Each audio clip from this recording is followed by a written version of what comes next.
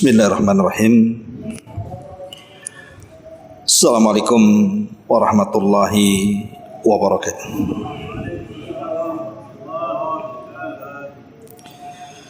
Bihamdillah wassalatu wassalamu ala rasulillah wa ala alihi wa sahbihi wa mawalah wa la hawla wa la quwwata illa billahi wa ba'du. Alhamdulillah, segala puja dan puji hanya milik Allah Jalla fi'ula. Salawat dan juga salam kita hadiahkan kepada Rasul kita Nabi besar Muhammad sallallahu alaihi wa ala alihi wasallam. Pembahasan di malam hari ini kita akan menjelaskan tentang keajaiban At-Tauhid. Ma'asyiral muslimin wal muslimat rahimakumullah. Kita tahu bahwa tujuan penciptaan manusia adalah untuk mentauhidkan Allah Subhanahu wa taala. Dan itu disebutkan dalam ayat yang sering kita hafal, wa ma khalaqtul jinna wal insa illa liya'budun. Tidaklah aku ciptakan jin dan manusia kecuali mereka diperintahkan untuk beribadah kepadaku. Artinya untuk mentauhidkan diriku.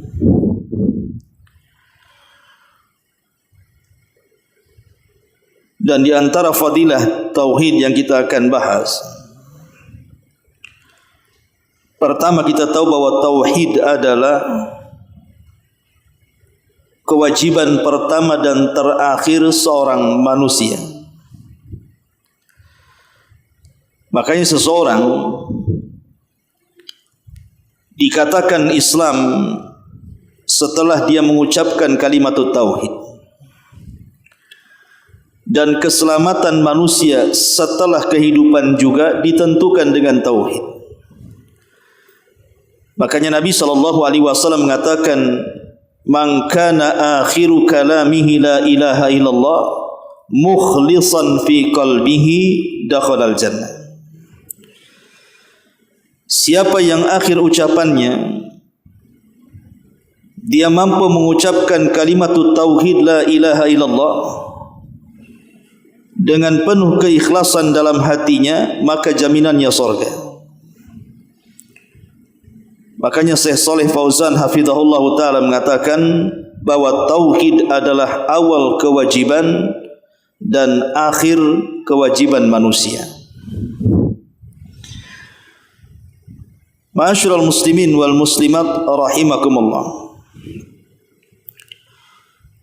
Kemudian tauhid juga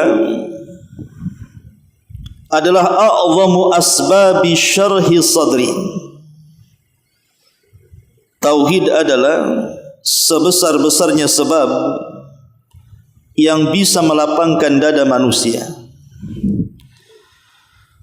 Allah Subhanahu wa taala berfirman, "Faman yuridillahu an yahdiyahu yashrah sadrahu lil Islam." Barang siapa yang Allah kehendaki untuk mendapatkan hidayah yang bisa melapangkan dadanya, maka Allah Subhanahu wa taala akan memberikan hidayah ke dalam dadanya, hidayatul Islam.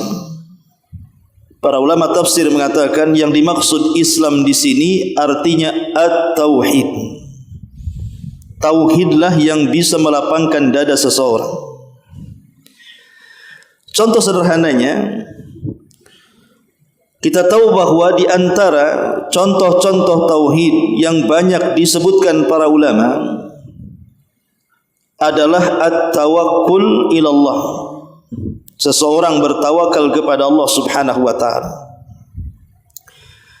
Dan tawakal adalah i'timadul qalbi 'ala Allah azza wa jalla. Menyandarkan hati hanya kepada Allah Subhanahu wa taala. orang yang hatinya penuh dengan tauhid ataupun tawakal hanya kepada Allah Subhanahu wa taala, di mana semua hatinya tergantung kepada Allah Subhanahu wa taala, maka dalam kehidupannya dia tidak akan merasakan takut. Dia tidak akan sedih, dia tidak akan stres, bingung, dan akan senantiasa lapang dadanya. Karena dia bergantung kepada Zat yang Maha Kuat, Maha Kaya, dan Maha segala-galanya. Makanya tauhid itulah yang bisa menenangkan dada manusia. Kemudian juga yang ketiga, tauhid juga adalah masdarun lil amni wal ihtida. Tauhid adalah sumber keamanan dan sumber hidayah. Dalam surah Al-An'am ayat 82 Allah Subhanahu wa taala mengatakan, alladzina amanu wa lam yalbisu imanahum bizulmin ulaika lahumul amnu wa hum muhtadun. Orang-orang yang beriman, maksudnya orang-orang yang bertauhid, dan tidak mencampur adukan tauhid mereka atau iman mereka dengan kezaliman, maka mereka akan mendapatkan keamanan dan mereka akan senantiasa diberikan hidayah. Para sahabat ketika turun surah Al-An'am 82 ini sempat kebingungan, sehingga mereka datang kepada Nabi SAW dan mengatakan, ya Rasulullah, ayyuna lam yadlim nafsa, siapa di antara kita yang tidak pernah menzalimi diri-diri kita? Semua kita melakukan kezaliman kepada diri sendiri.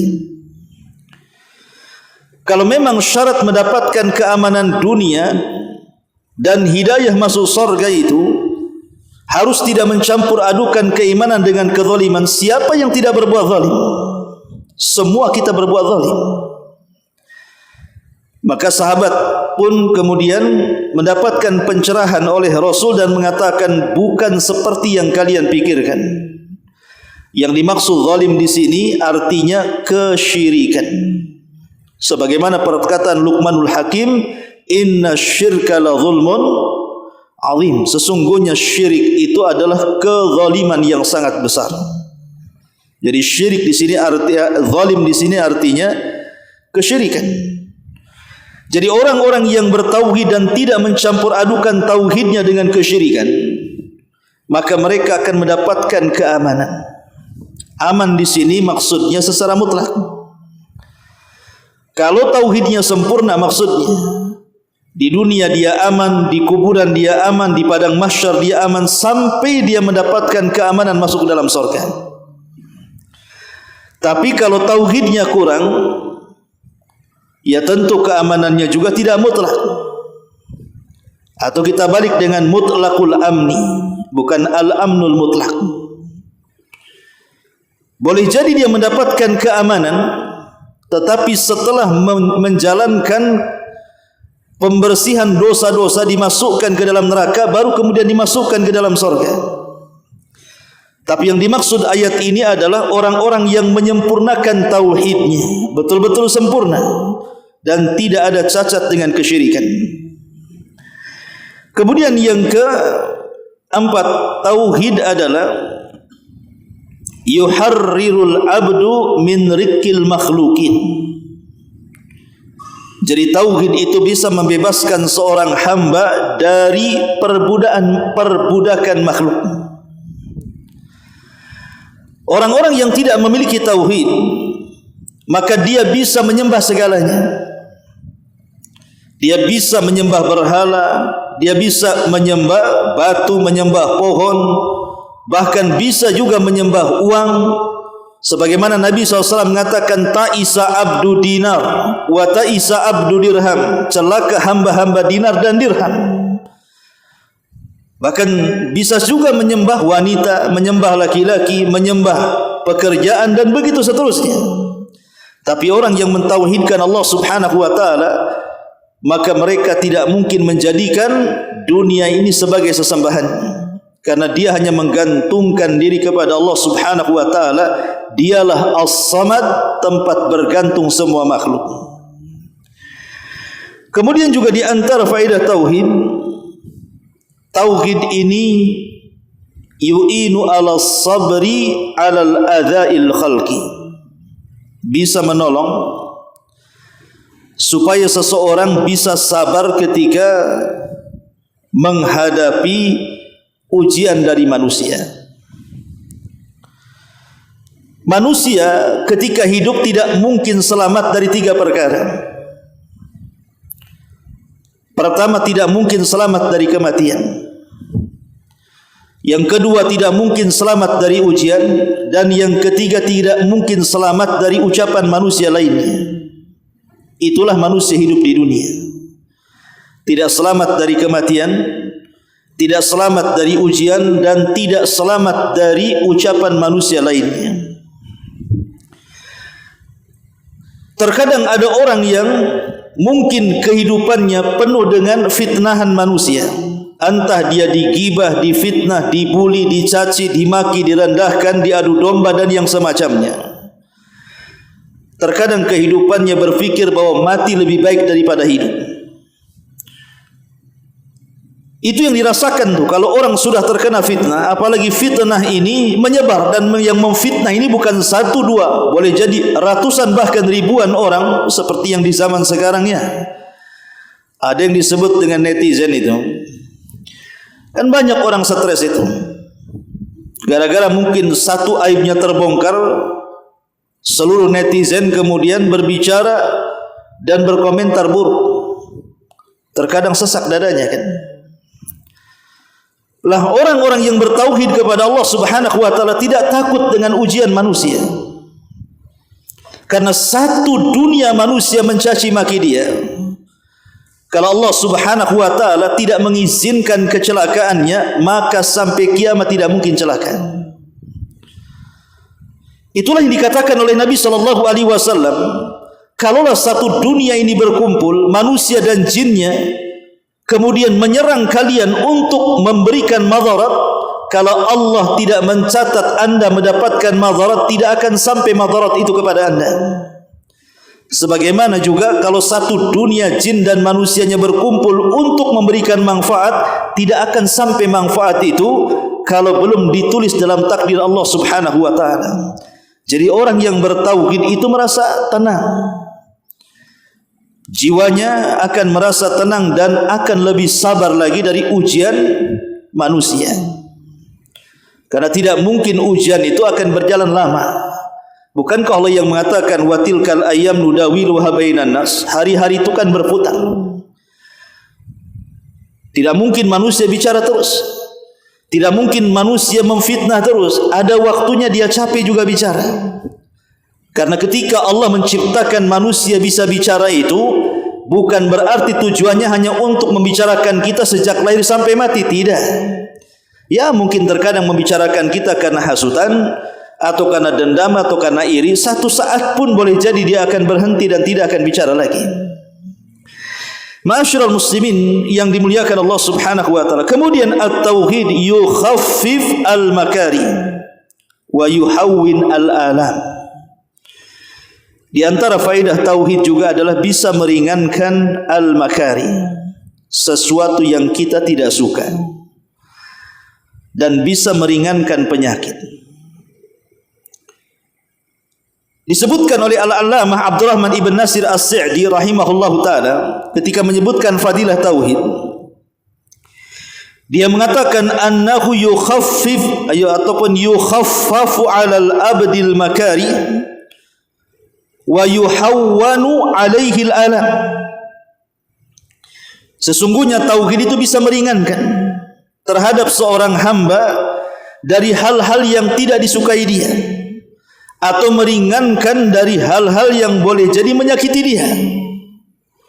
Contoh sederhananya, kalau seandainya seorang itu diberikan penyakit oleh Allah Subhanahu wa taala, boleh jadi penyakit ini bukan sehari 2 hari, boleh jadi bulanan atau tahunan.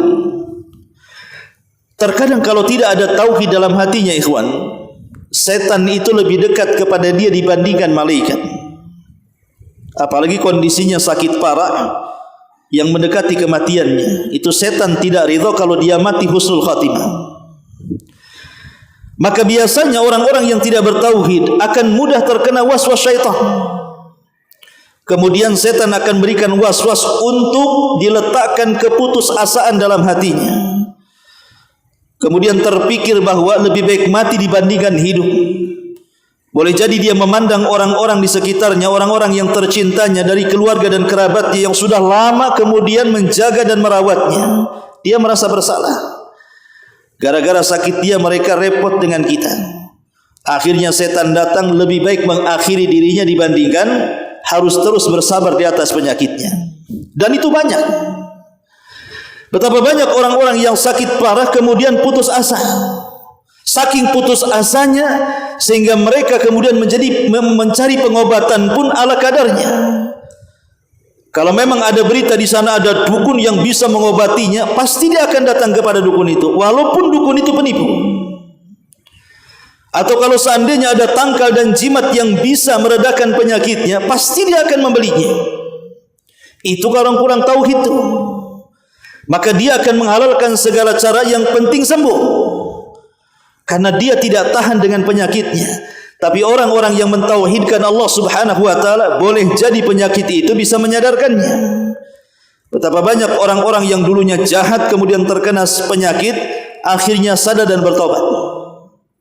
Kemudian lebih dekat kepada Allah Subhanahu wa taala, yang dulunya tidak salat akhirnya rajin salat walaupun dalam pembaringannya.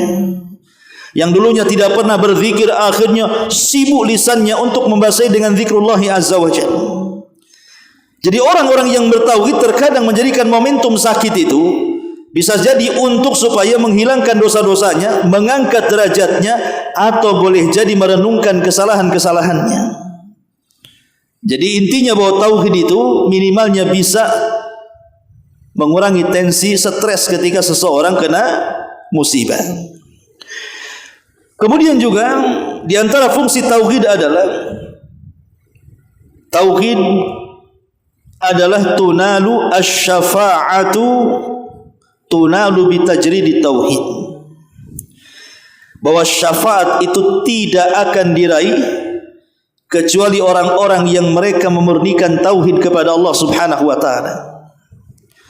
Al-Imam Ibnu Qayyim rahimahullahu taala ketika memberikan catatan kepada hadis Abi Hurairah radhiyallahu anhu, as'adun nas bi syafaati yaumal qiyamah man qala la ilaha illallah. Manusia yang paling bahagia dengan syafaatku pada hari kiamat adalah orang yang mengucapkan kalimat la ilaha illallah. Kata beliau, sirrun min asrarit tauhidi wa huwa anna syafa'ata innama tunalu bitajridit tauhid.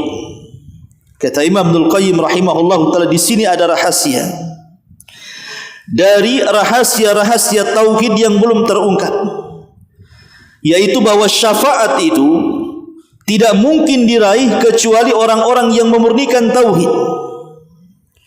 Makanya kita kenal hadis yang panjang sekali tentang hadis syafaatul uzma.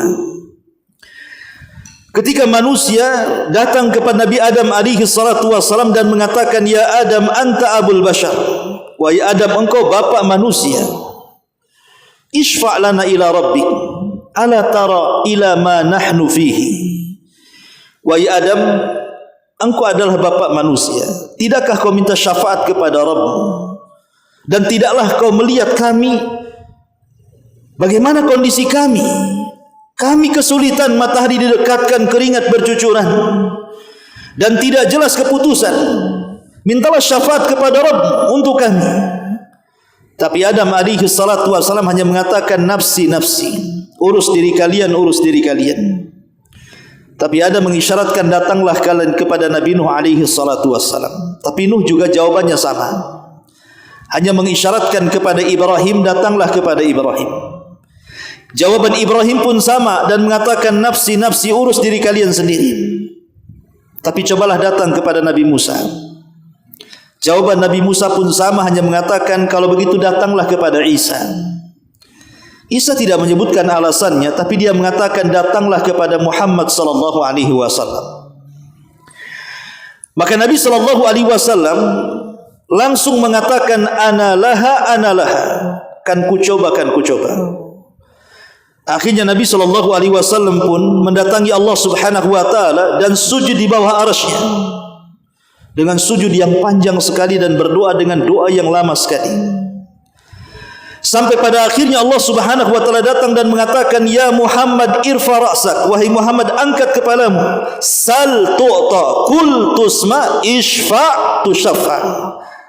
Katakan kau didengar, mintalah kau diberi, mintalah syafaat, ku beri kau syafaat. Maka Nabi SAW memberikan dalam hadis itu 7 syafaat.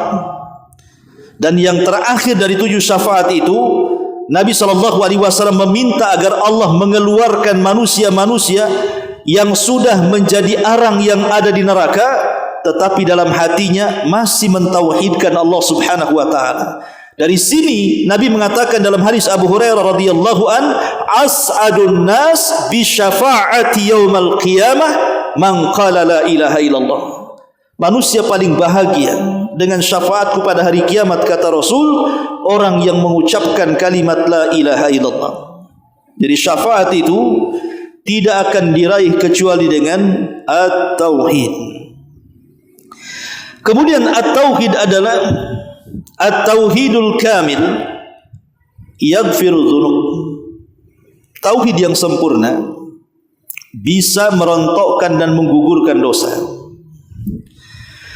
Al-Imam Ibnul Qayyim rahimahullah ta'ala mengatakan, yu'fa li ahli tauhidil mahd alladhi lam yushawwibuhu bisyirki. Beliau mengatakan yu'fa li ahli tauhidil mahd, artinya akan dimaafkan bagi orang-orang yang bertauhid murni, yang tidak tercampur adukan dengan kesyirikan. Falau laqiyal muwahhid Allah Subhanahu wa taala, kalau seandainya orang yang bertauhid itu berjumpa dengan Allah Subhanahu wa taala, lam yusyrik billahi syai'an albatta, dia tidak menyekutukan Allah dengan satu apapun, kata Imam Ibnul Qayyim, rabbahu, rabbnya, maka beliau mengatakan fayaghfirullahu bimaghfiratiz dzunubi jami'ah, maka Allah Subhanahu wa taala akan mendatangkan ampunannya dengan ampunan yang penuh kepadanya. Dan ini semana dengan hadis qudsi yang mengatakan bahwa Allah Subhanahu wa taala berfirman, wahai hamba-hambaku,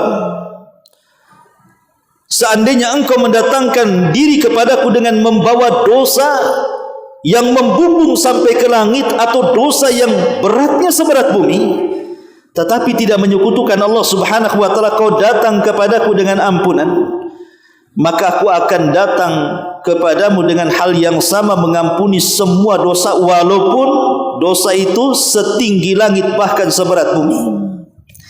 Ini menunjukkan bahwa tauhid itu di antara sebab mendapatkan ampunan dari Allah Subhanahu wa taala. Ma'asyiral muslimin yang dimuliakan Allah Azza wa Jalla. Kemudian juga tauhid adalah yukhrij minal qalbi al khawf minal khalqi. Tauhid itu bisa mengeluarkan dari hati seseorang perasaan takut dari makhluk. Orang yang mentauhidkan Allah Subhanahu wa taala tidak akan takut kepada makhluk apapun. Tapi orang yang tidak mentauhidkan Allah, maka dalam hatinya akan penuh dengan rasa takut. Contoh sederhana saja, orang yang dikeluarkan di PHK dari PT umpamanya. Terkadang kalau orang-orang yang tauhidnya tipis, mereka menganggap bahwa kehidupannya habis di situ, bahwa dunia ini akan kiamat besar bagi dirinya, dan mengatakan, kalau saya di PHK, kalau saya dipecat, makan apa saya? Macam mana menghidupi keluarga saya? Macam mana menyekolahkan anak saya? Macam mana keluarga ke depan saya? Jadi orang-orang yang bertauhid pasti akan dilingkupi dengan perasaan takut. Seolah-olah Rabb yang ada di PT itu berbeda dengan Rabb yang di luar PT. Sehingga kalau baru disebut namanya, belum di PHK, mungkin baru ada list nama dia yang akan di PHK, belum pun keluar, itu sudah mengacaukan pikirannya. Sudah takut dengan bosnya, takut dengan perusahaannya kan. Kenapa? Karena tidak mentauhidkan Allah Subhanahu wa taala. Dia tidak yakin bahwa Rabb di dalam PT dengan Rabb di luar PT itu sama saja. Mereka lah yang berikan rizki kepada kita. Bahkan terkadang ada orang-orang yang di PHK itu memang di balik itu adalah sutradaranya Allah Subhanahu wa taala. Sengaja mungkin dia dikeluarkan dari perusahaan, rupanya Allah sudah menyediakan rizki yang jauh lebih besar dibandingkan ketika dia bekerja di situ. Dan itu banyak sekali. Apalagi kalau seandainya dia keluar dari perusahaan itu, karena perusahaan itu boleh jadi mungkin banyak kecurangan, kebatilan, kezaliman, riba dan yang semacamnya. Dia keluar itu memang betul-betul karena Allah, dan dia yakin dengan hadis Nabi sallallahu alaihi wasallam, man taraka syai'an lillahi awadallahu khairan minhu. Siapapun yang meninggalkan sesuatu karena Allah, pasti Allah akan ganti sesuatu itu dengan yang jauh lebih baik lagi. Itulah orang yang bertauhid, mereka tidak akan dipenuhi dengan perasaan takut dalam hatinya. Kemudian juga at-tauhid yu'inu ala fi'li ta'ati wa tarkil munkarati. Bahwa tauhid ini bisa menolong orang untuk mudah melakukan ketaatan dan mencegah kemungkaran. Dan itu sudah dijelaskan oleh Al-Allamah As-Sa'di rahimahullahu taala ketika beliau menyebutkan tentang fadilah tauhid. Beliau mengatakan annahu yusahhal 'alal abdi fi'lul khairat. Bahwa tauhid ini bisa memudahkan kepada hamba melakukan kebaikan-kebaikan, wa tarkul munkarat, dan meninggalkan keburukan-keburukan. Karena dengan sendirinya orang yang kuat tauhidnya pasti dalam kehidupannya akan merasa diawasi. Muraqabah bahasa kitanya. Merasa diawasi oleh Allah Subhanahu wa taala. Orang yang merasa diawasi, maka dia akan kuat dalam keimanannya kepada Allah Subhanahu wa taala, sehingga dalam kehidupannya dia akan hati-hati dalam melangkah. Contoh sederhananya, tauhid itu dalam keyakinan kita ahli sunnah ada 3. Ada yang disebut dengan tauhidur rububiyah. Tauhidur rububiyah bicara tentang perbuatan Allah. Allah menciptakan, Allah yang menghidupkan, Allah yang memusnahkan, Allah yang memberikan rizki, Allah yang memberikan nikmat. Itu disebut tauhidur rububiyah, bicara soal perbuatan Allah. Yang kedua ada namanya tauhidul uluhiyah. Itu bicara tentang perbuatan kita. Salat, zakat, puasa, haji, baca Quran, zikir, itu kan perbuatan kita. Maka ketika solat kita hanya ditujukan kepada Allah, baca Quran kita untuk Allah, puasa kita untuk Allah, kurban kita untuk Allah, zikir kita untuk Allah, berarti kita sedang mentauhidkan uluhiyah. Itu disebut uluhiyah, bicara tentang perbuatan kita kepada Allah. Lah di sana ada tauhid yang disebut dengan al-asma' wa sifat. Tauhid yang berkenaan dengan nama-nama Allah dan sifat-sifatnya. Saya contohkan saja. Di antara nama Allah Subhanahu wa taala adalah As-Sami Al-Basir. Allah itu zat yang maha mendengar dan zat yang maha melihat. Ikhwan fillah azani Allah wa iyyakum. Semua kita yakin, bahkan semua orang Islam yakin, satu dunia ini, bahwa Allah Subhanahu wa taala maha melihat. Tidak ada satupun muslim yang mengatakan Allah buta. Tapi masalahnya, tidak semua orang yakin ketika meyakini Allah Subhanahu wa taala maha melihat, perbuatan dan ucapannya merasa dilihat Allah Subhanahu wa taala.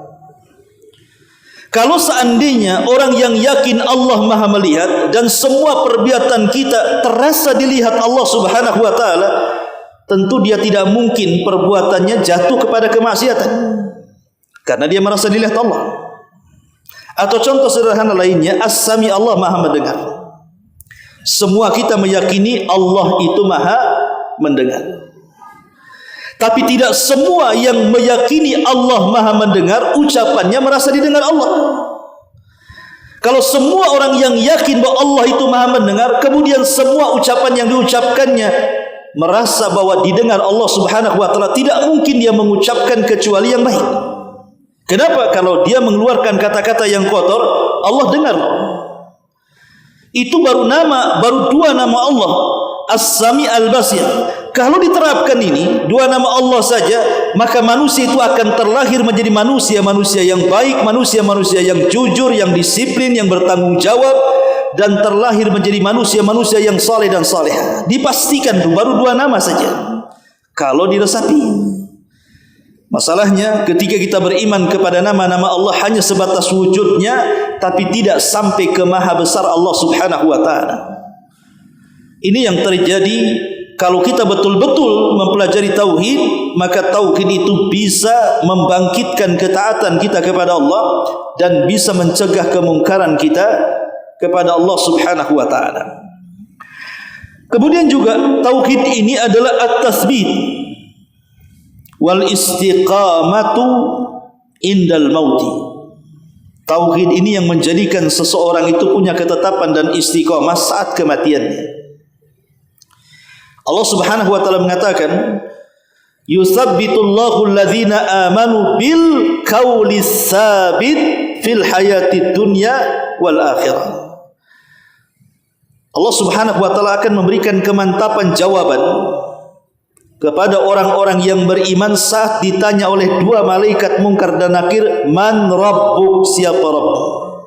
Pasti dia akan mengatakan, "Rabbi Allah." Rabbku adalah Allah. Lah orang yang bisa menjawab pertanyaan dua malaikat Munkar dan Nakir saat seseorang setelah ajal dan kematiannya, maka tauhidlah yang akan menuntun jawaban setiap pertanyaan yang ditanyakan Munkar dan Nakir. Dia akan mantap menjawab dan mengatakan, Rabbi Allah. Kemudian Islam agamaku. Kemudian Muhammad nabiku. Itu dipastikan. Karena Nabi SAW yang mengatakan seperti itu. Artinya tauhid itu mendatangkan kemantapan dan istiqamah setelah kematiannya. Kemudian juga at-tauhid adalah annahus sabab al-wahid li naili ridallahi azza wa jal wa thawabi. Tauhid ini juga menyebabkan seseorang mendapatkan ridha Allah dan juga pahala besar dari Allah Subhanahu wa taala. Orang yang mentauhidkan Allah mudah mencari pahala. Terkadang amalan-amalan kecil bisa menjadi besar karena tauhid. Contoh sederhana kisah di zaman Nabi. Ada sebuah perkampungan. Di dalam perkampungan itu ada berhala yang harus disembah. Semua orang yang safar melalui kampung itu tidak boleh lewat kecuali harus menyembah berhala itu. Kalau tidak, cari jalan lain. Kalau tak maksa, maka dibunuh. Jadi ada dua orang anak muda lewat di situ. Kemudian yang satu ditahan. Kau mau kemana? Maka dia mengatakan, saya hendak ke sana kemari dan harus melewati kampung sini. Maka orang-orang mengatakan, kalian tidak bisa lewat kampung sini. Cari jalan yang lain. Kalau kalian maksa, maka kalian harus berkorban untuk berhala kami. Maka anak muda ini mengatakan, dari mana kami akan berkorban sementara perbekalan safar saja tidak cukup? Maka orang kampung ini mengatakan, qarrib walau kana dubaba. Kalau begitu tangkap lalat. Berkorbanlah walaupun dengan seekor lalat. Karena dia pikir, apalah lalat, mudah ditangkap, tidak menggunakan biaya dan ada di mana-mana, cari saja tempat sampah, di situ pasti ada lalat. Betul-betul dia tangkap lalat itu. Kemudian datang ke depan berhala, disembelih, dipitas tuh kepala dan badannya persis di depan berhala, menunjukkan korbannya. Akhirnya dibebaskan anak muda ini. Kemudian pemuda satunya mengatakan, engkau pun harus melakukan hal yang sama. Seperti dekat kawanmu, kau harus berkorban juga. Maka dia mengatakan, aku pun tidak bisa berkorban. Aku ini seorang musafir. Dari mana bekalku? Untuk safar saja kurang bekal. Macam mana untuk berkurban, membeli kambing, sapi atau unta? Dari mana uangnya? Maka orang-orang mengatakan qarrib walau kana dubaba. Kau tiru kawanmu, tangkap lalat, kau tinggal pites saja depan berhala, kami akan persilahkan jalan. Tetapi rupanya ini bukan orang biasa, dia orang yang bertauhid.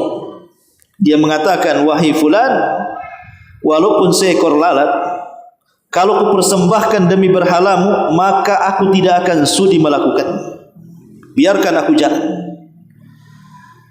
Tetapi akhirnya karena dia tetap nekat jalan, karena tidak ada jalan lain kecuali lewat situ, maka dia pun dibunuh dan mati. Lah orang yang pertama tadi juga akhirnya meninggal dunia juga. Kemudian setelah kedua-duanya meninggal dunia, Allah panggil keduanya. Yang berkorban demi berhala dimasukkan ke dalam neraka, yang tidak berkorban kepada berhala walaupun seekor lalat dimasukkan ke dalam surga. Lihat bagaimana gara-gara seekor lalat orang bisa masuk neraka, gara-gara seekor lalat orang bisa masuk surga. Apalah lalat? Lalat itu barang tidak berharga, tidak dijual, tinggal tangkap saja. Tapi karena yang satu menghadapi lalat dengan tauhid, yang satu menghadapi lalat dengan kesyirikan, maka berbeda jalan di sini. Yang satu masuk neraka karena kesyirikannya, yang satu masuk surga karena tauhidnya. Begitulah tauhid, ikhwatu fiddin, muliakan Allah Subhanahu wa taala. Bisa mendapatkan redha Allah Subhanahu wa taala dan pahalanya. Ya, tentunya juga masih banyak fadilah-fadilah tauhid yang tidak mungkin saya jelaskan karena waktu juga. Biasa kajian di sini ya paling lama 30 menit, selebihnya ngobrol gitu ya. Makan-makan, paling makan. Kalau tidak makan ya pulang saja. Subhanakallah bihamdika, asyhadu an la ilaha illa anta, astaghfiruka wa atubu ilaik. Allahu taala alam. Assalamualaikum warahmatullahi wabarakatuh.